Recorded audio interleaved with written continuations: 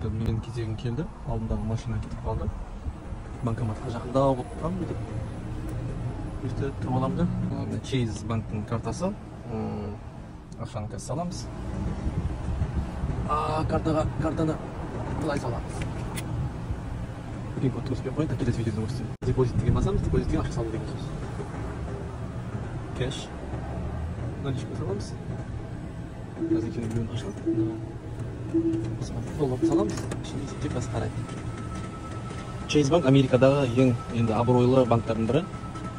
Қазір экраннан көреміз, не айтады екен. $220 салдым. Бола ма дейді. Мен болады деп жазайын. Жүк дейміз да депозит. Снимай принт. Шығарып берсін дейін. Чекті. Карточканы would you like? Жоқ, тағы да жасауын келе ма деп жоқ дедім. Картаны ал дейді, take card. Chase банктың дебетный картасы. Енді квитанцияны берсін деп.